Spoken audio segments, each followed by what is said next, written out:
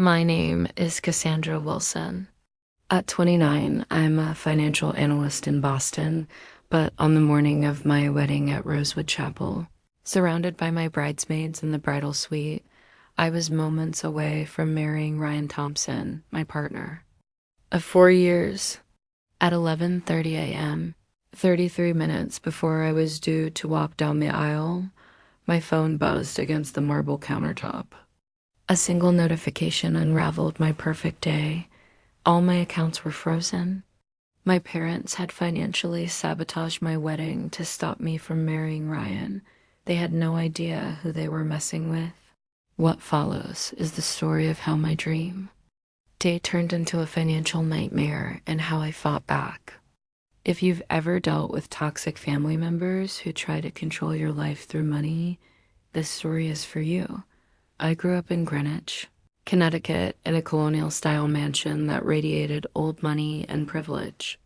My father, Harold Wilson, a banking executive, treated our family finances like his personal fiefdom.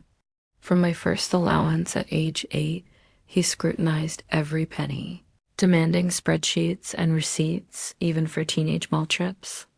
Financial discipline builds character, he'd lecture, while undermining any independence I tried to carve out. My mother, Eleanor, a former debutante from a good family, was his partner in control, orchestrating my social life to uphold our family's standing in Connecticut society. The right schools, the right friends, the right extracurriculars, nothing was about what I wanted. A Wilson never settles for second best was the exhausting mantra of my childhood. The pressure was relentless: perfect grades, perfect appearance, perfect behavior. Any deviation sparked lectures about family reputation and future prospects. When college application season arrived, my parents had my life mapped out. Yale Law School, following my father's footsteps. But I had other plans. In a silent rebellion, I applied to business schools behind their backs and chose Northwestern's finance program. 1,000 miles from their influence, the arguments lasted weeks. Finance is a stepping stone to law. My father rationalized, convincing himself my choice was temporary. You'll come to your senses after your undergraduate degree. I never did. Instead, I thrived. For the first time, I could breathe without their expectations suffocating me. I made real friends who liked me for myself, not my family name, and discovered a genuine talent for financial analysis and investment strategy. The irony wasn't lost on me. My father's financial drilling had laid the foundation for a career he never wanted me to pursue. After graduation, I dropped another bombshell at Sunday dinner. I've accepted a position at Meridian Investments. In Boston, the silence was deafening. My mother's fork clattered against fine china. Boston, my father managed. We've discussed this, Cassandra. The position at Hartford Trust is waiting for you. Close to home, family connections. I didn't apply for it, I said simply. That night set the pattern for our relationship over the next several years. Disappointment, attempts at manipulation, and my increasingly firm boundaries. Still, I maintained contact. They were my parents. And despite everything, I hoped they'd eventually accept my choices. But I met Ryan Thompson at a charity gala in Boston. He wasn't the man my parents envisioned for me. A graphic designer who'd built his own small agency from scratch. Ryan came from a middle-class family in Michigan, no prestigious lineage, no trust fund, no country club membership. But he had creativity, kindness, integrity, and a way of making me feel truly seen. Our first date turned into weekly dates, then him practically living at my apartment. With Ryan, I could be myself, not the polished Wilson daughter, but Cassandra, with all my quirks, dreams, and occasional insecurities. When my parents met him at Thanksgiving, their disapproval was palpable. My mother's tight smile never reached her eyes. My father interrogated Ryan about his business model as if conducting a hostile takeover. He seems nice, my mother said afterward, in a tone that meant the opposite. But, darling, is he really someone with the right background for you? His background is irrelevant, Mom. I love him. My father was blunter. Love doesn't pay mortgages, Cassandra. Think practically. What they didn't understand was that Ryan's perspective on money, seeing it as a tool for living, not a scorecard or control mechanism, was exactly what drew me to him. He worked hard but knew when to enjoy life, a concept foreign to the Wilson household. 4 years into our relationship, Ryan proposed during a weekend trip to Maine. The ring, a unique sapphire design he'd created with a local jeweler, wasn't the flashy diamond my mother would have expected, but it was perfect. I said yes without hesitation. Breaking the news to my parents went as expected. My mother launched into talk of proper venues and guest lists, including half of Connecticut's social register. My father mentioned prenuptial agreements. Before congratulating us, "That won't be necessary," I said firmly. "Don't be naive, Cassandra," he countered. "Every Wilson marriage has proper financial protections. It's not personal. It's practical. Ryan and I will handle our finances our way." That became the battleground. My parents offered to fund the wedding with strings. They wanted control over the venue, guest list, menu, even my dress. Each refusal saw their contribution shrink. I didn't care. Ryan and I paid for most of the wedding ourselves, choosing Rosewood Chapel in Millbrook Springs, beautiful but not ostentatious, and inviting friends who mattered to us, not business connections. Throughout the planning, tension escalated. My mother called daily with suggestions that were demands. My father pressed about the prenup I'd refused. Each conversation left me drained, but more determined to marry Ryan on our terms. The week before the wedding, they seemed to relent, confirming their attendance and sending a surprisingly kind note from my mother. I should have known better. Wilsons don't surrender. They changed tactics. The morning of my wedding dawned perfect. Clear skies, low 70s, a breeze rustling the chapel's maple trees. From the bridal suite window, I watched florists arrange white roses and hydrangeas. "Champagne for the bride," announced Heather, entering with mimosas. Diana and Kristen followed in sage green gowns, carrying makeup kits. Amy, my maid of honor and closest friend since college, managed everything with clipboard efficiency. The next 2 hours were a blur of hairspray, mascara, and champagne toasts. My wedding dress, an elegant Align with delicate lace, hung by the window, catching morning light. "You look stunning," Amy said as the hairstylist pinned the last pearl clip into my updo. "Ryan's going to cry when he sees you." Then my phone buzzed. I almost ignored it. What could matter now? But instinct made me check. The notification stopped me cold. "Account access restricted. Please contact customer service." Frowning, I opened my banking app. Access denied. Another account same. Message, credit cards, investments, everything. "Cass, what's wrong?" Amy asked. "I can't access my accounts." "They're all locked." Diana suggested a glitch, but I was already calling customer service, hands trembling. The representative was apologetic but firm. "A legal hold was placed on all your accounts.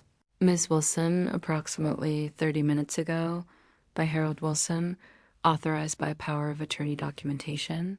The room tilted. That power of attorney, I'd signed it years ago for a study abroad investment opportunity. I'd forgotten it existed. He hadn't. "There's a mistake," I insisted. "It was for a 2016 transaction." "It doesn't have an expiration date," she replied.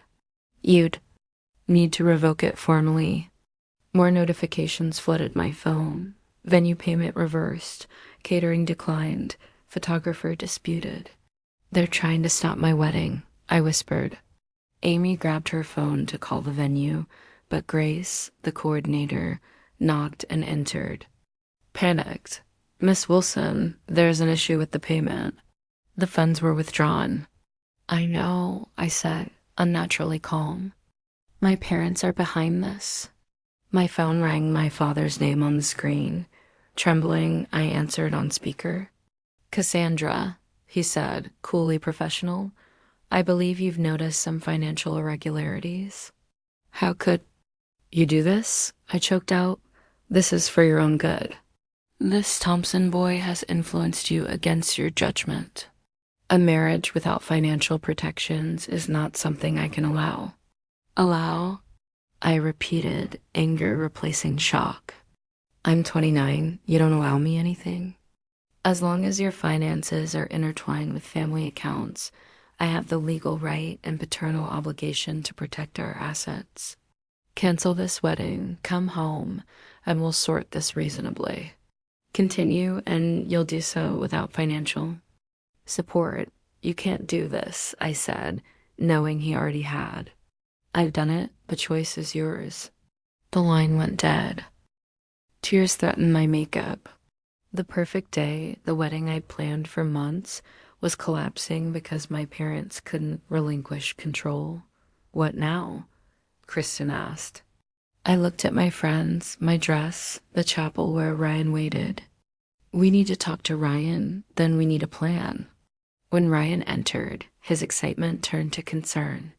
Handsome in his charcoal suit, he rushed to me, ignoring wedding traditions. I explained, showing him the locked apps and vendor messages. Your parents did this today, he said, disbelief mirroring my own.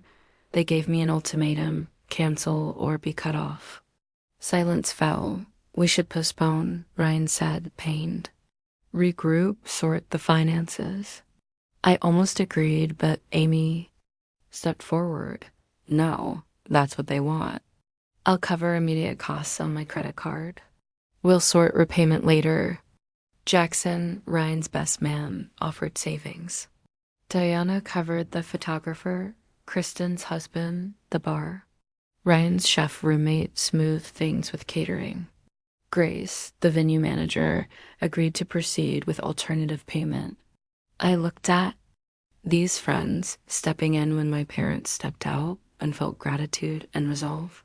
Are you sure? Ryan asked privately. I've never been more sure, I replied.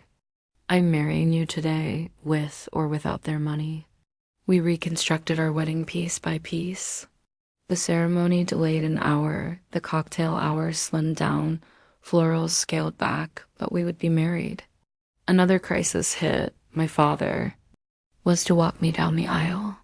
The empty spot stung, but I decided I'll walk alone. It's symbolic. Then Ryan's Uncle Thomas approached. Cassandra, if you'd like someone to escort you, I'd be honored not to replace your father. But so you don't walk alone. His kindness overwhelmed me. As the chapel doors opened, Ryan waited at the altar. Our friends filled the pews and the empty front row where my parents should have been barely registered. On Thomas's arm, I felt liberated. My parents had forced a choice, freeing me from their impossible expectations. Our vows gained depth. When Ryan promised to stand by me in plenty and in want, I knew he meant it. As the officiant pronounced us husband and wife, applause erupted. We'd done it despite everything. The cocktail hour buzzed with celebration and whispers. Our friends, now aware of the sabotage, formed a protective circle. Ryan and I huddled, with Amy and Jackson reassessing finances. We've covered the venue and catering, Amy confirmed.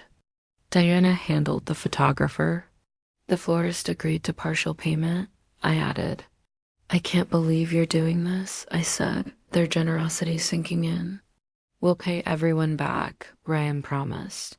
What about the honeymoon? Jackson asked. 2 weeks in Greece, fully paid, was another casualty. We'll cancel, I said, disappointment seeping through. The reception called us back. Jackson's speech avoided mentioning my parents, emphasizing our resilience. Ryan and Cassandra have proven they can weather storms together. That's not just love, that's partnership. For the father-daughter dance, Ryan's father, Michael, stepped in. Family isn't always who you're born to, he said. Sometimes it's who you choose. Welcome to ours. A notification interrupted. A text from my mother. What you're doing is a mistake. We froze your accounts to protect you. Someday you'll understand. Anger flared, but it sparked a memory. 3 years ago, I'd helped my parents restructure their retirement portfolio, saving account numbers, passwords, and security questions. Logged into my cloud drive, I found them. As an authorized user, I could place a temporary hold on their accounts, just as they had on mine. The irony was perfect. My father taught me financial power, then used it against me. He'd forgotten. I had access to, I hesitated, finger over the login button. This was vengeance, not justice. Tiffany, my financial attorney friend, slipped into the bridal suite. I explained my plan. Legally, you could freeze their accounts for suspected fraud, she said. Ethically, it's murkier revenge, not prevention. They didn't care about ethics, I pointed out. True, but actions have consequences beyond payback, she cautioned. Ryan appeared, concerned. Everything okay? Just needed a minute, I said, pocketing my phone. Tonight's about us. The rest can wait. During our last dance, surrounded by friends' sparklers, I decided whatever I did next would be calculated, not emotional, a financial analyst's response. The morning after, reality hit. We were newlyweds facing financial ruin. Ryan was awake, laptop open, assessing damage.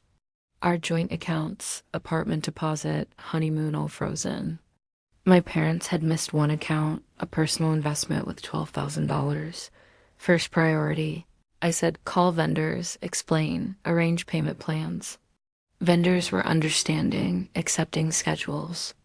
Amy arrived with coffee and pastries, revealing she'd canceled our honeymoon with full credit.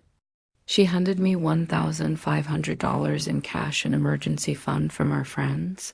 Their generosity left me speechless. Ryan suggested a shortened honeymoon with his $3,000 savings. We're not letting them take this too, he said. We booked 4 days in Rhode Island. Alone, I reopened my parents' account details. As an authorized user, I could freeze their $4.3 million retirement portfolio. This wasn't theft, it was leverage. Tiffany confirmed minimal liability if framed as fraud prevention, backed by my documentation of their actions. Ryan was concerned. Isn't this escalating? They escalated first, I said. This is leverage to unfreeze our accounts.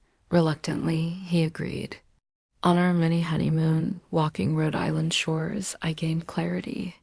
Back in Boston, in our cramped new apartment, I executed my plan. At our kitchen table, I logged into their portfolio and placed a protective hold, triggering a notification to them.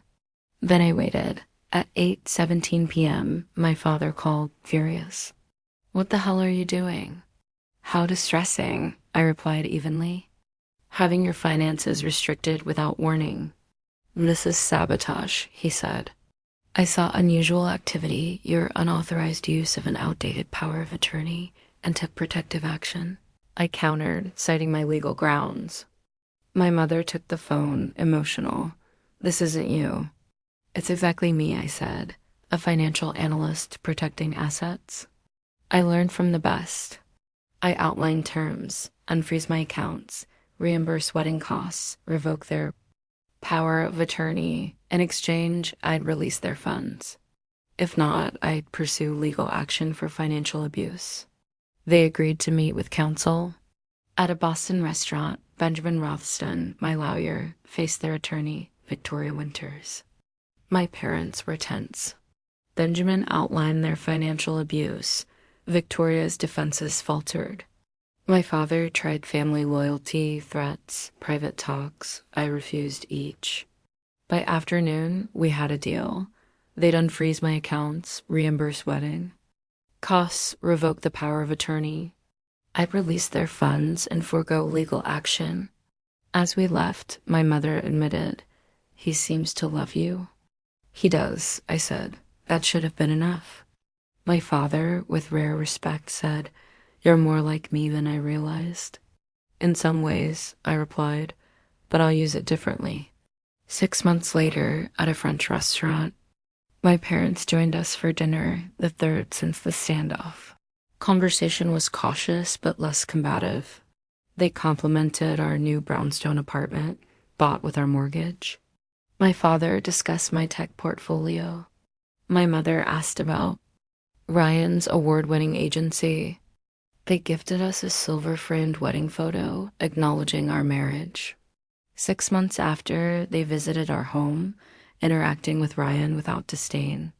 For my 30th birthday, they sent a check with no strings attached. 2 years post-wedding, at a dinner party, my father admitted, "It wasn't my finest moment." "No," I agreed, "but you outplayed me." "I learned from the best," I said, meaning it differently now. "The wealth I've built isn't in accounts, but in boundaries, independence, and relationships rebuilt on my terms." My parents taught me money is power. I learned true wealth is choosing your path and defending it. What would you have done? Would you have frozen their accounts or found another way? Share your thoughts below. And if this resonated, subscribe, and share with someone who needs to hear that standing up for yourself is sometimes necessary. Thank you for listening. Sometimes the family we choose is more valuable than the one we're born into.